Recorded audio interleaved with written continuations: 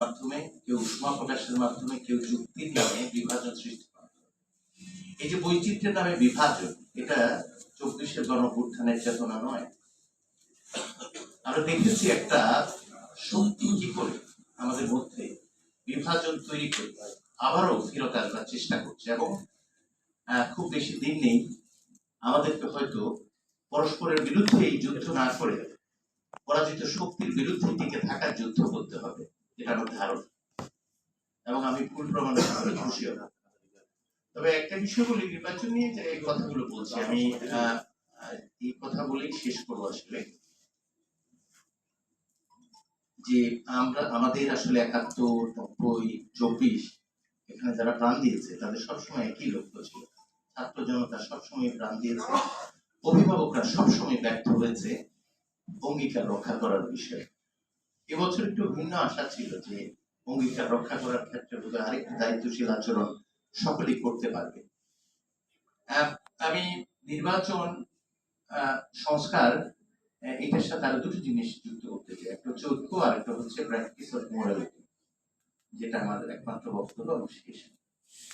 সেটা হচ্ছে যে নির্বাচন তো হতেই হবে। আমার সর্বশেষ বক্তা সুন্দর বলেছে যে আসলে ফিট হলে গণতান্ত্রিক চর্চা হয় না, বরং গণতান্ত্রিক চর্চার মাধ্যমেই উপযুক্ত হয়ে ওঠে একটা জাতি।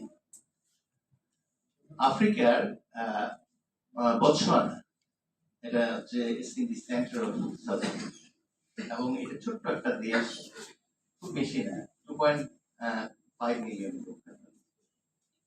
তো ওখানে উদাহরণ দেওয়া হয় আফ্রিকায় সবচেয়ে রিলেটিভলি স্টেবল ডেমোক্রেসি সেখানে, and they have achieved economic development through the practice of democracy. ছোট্ট একটা দেশ, একটু সফল হয়েছে তা না, লোয়ার মিডল ইনকাম কান্ট্রি সেটা, গণতন্ত্রের মাধ্যমে। কিন্তু আমরা চায়নার উদাহরণ যদি দিই তাহলে দেখব যে autocracy is better option.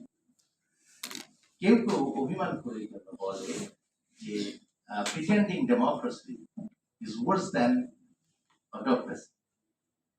Sheikh Hasina যদি থাকতেন, তিনি 41 পর্যন্ত আরো কয়টা নির্বাচন যে দিত, ডজন খানেক নির্বাচন দিয়ে আপনাদের সন্তুষ্ট করে দিত। Do we really want that sort of election? No. আমরা যে নির্বাচনটা চাই সেই নির্বাচনটা একেবারে ভিন্ন।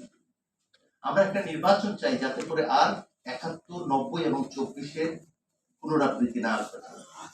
ইতিহাস অবশ্য তা বলে। আমি বলছি যে এই অবস্থায় তাহলে কি করা যায়। চিন্তা করে দেখলাম যে আমাদের যে বর্তমান গণতান্ত্রিক প্রক্রিয়া আমরা চর্চায় আছি, সেটা হচ্ছে আপনারা সবাই জানেন প্রতিনিধিত্বমূলক গণতন্ত্র। কিন্তু অনেকেই তাত্ত্বিক কথা বলে, এগুলো বিরক্তি প্রকাশ করে গেছে আবারও। এগুলো আসলে পুরো বিরক্তি প্রকাশের জায়গা। এই তো তাত্ত্বিক ডিবেট, এই ডায়ালেকটিক বিষয়গুলোই ডমিনেন্ট যে ভার্সন, সেই ভার্সনকে আসলে রিভাইজ করে এই আলোচনাগুলো খুব স্পেস দিতে হবে। আপনারা দেখেন যে আপনাদের যে ডেমোক্রেসি, আপনাদের সংসদীয় যে পদ্ধতি, আপনারা এখানে 5 বছরের জন্য একজনকে দিয়ে দেবেন।